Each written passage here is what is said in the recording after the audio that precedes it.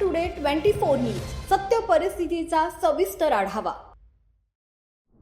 हिंगोली लोकसभा मतदारसंघाचे खासदार नागेश पाटील आष्टीकर यांनी उभाठा गटातून शिवसेनेत प्रवेश केल्यानं माहूर तालुक्यातील राजकीय वातावरण चांगलंच ढवळून निघालंय। दोन्ही बाजूंनी आरोप प्रत्यारोपांच्या फैरी झडतायत। उभाठा गटाचे जिल्हा प्रमुख ज्योतिबा खराटे यांनी खासदार नागेश पाटील यांना तुम्ही माहूर तालुक्यात फिरून दाखवा असं आव्हान केलंय। त्यांचा शिवसेनेचे तालुका संघटक विनोद पाटील सूर्यवंशी यांनी चांगलाच समाचार घेतला असून शिवसैनिक म्हणून तुमच्यासोबत अनेक वर्ष काम केलेले आहोत। तुमच्या बारीक सारीक बाबी आम्ही पूर्णपणे जाणतो, त्यामुळे तुम्ही अधिकची निष्ठा पाजरू नका। आम्ही तोंड उघडलं तर तुम्हाला तोंड बाहेर काढणं सुद्धा मुश्किल होईल याचं भान ठेवा असं ज्योतिबा खराटे यांच्यावर कडाडून त्यांनी हल्ला केला।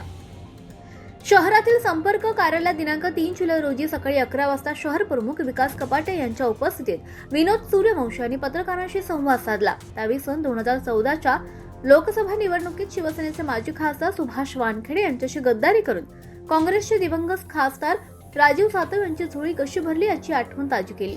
याशिवाय ज्या बंजारा समाजाचा आज पुळका दाखवता त्याच बंजारा समाजाचे नेते डॉक्टर बी.डी. चव्हाण यांना विधानसभा निवडणुकीत तुम्ही कसे छळलं, त्यांच्याशी कसं कपट केलं, या बाबीसह तुमचे बेगडी प्रेम तो समाज चांगलाच ओळखू नये असा चिमटा सुद्धा त्यांनी काढला। तसेच माहूर नगरपंचायतीच्या नगराध्यक्ष पदाच्या निवडणुकीत तुम्ही हिंदू हृदय सम्राट स्वर्गीय बाळासाहेब ठाकरे यांच्या हिंदुत्वाला कशी तिलांजली दिली हे उभं राजकीय जगत जाणू नये असा प्रहार सुद्धा सूर्यवंशी यांनी केला। परवाच्या लोकसभा निवडणुकीत तुम्ही विद्यमान आमदार बाबूराव कदम कोहळीकर यांच्याशी मैत्री कशी जपली त्याचं गुपित आता उघड झालंय, याचं भान ठेवा असा इशारा सुद्धा त्यांनी दिला।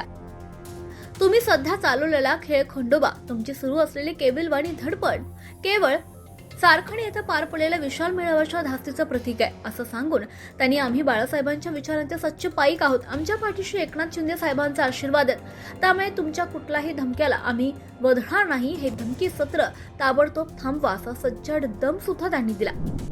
आव्हान मिळत आहे, काय म्हणणार? आमची शिवसेना जी खरी शिवसेना आहे, कोणीही आम्हाला आव्हान देण्याचा प्रयत्न करू नये।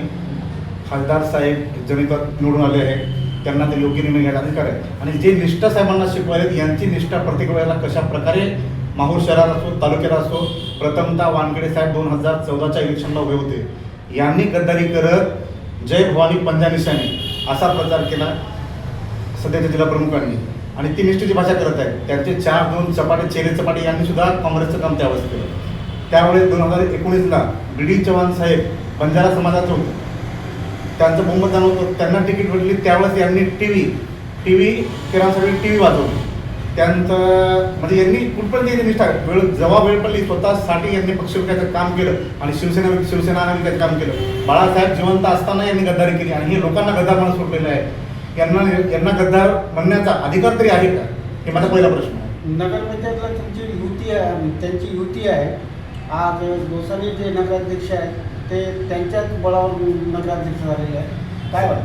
सर्वस्तुत आहे की माहूर नगरपंचायतला शिवसेना धनुष्यबाणावर 3 नगरसेवक निवडून आले होते आणि त्या नगरसेवकांना विशिष्ट रक्कम देऊन एक गाडी आणली।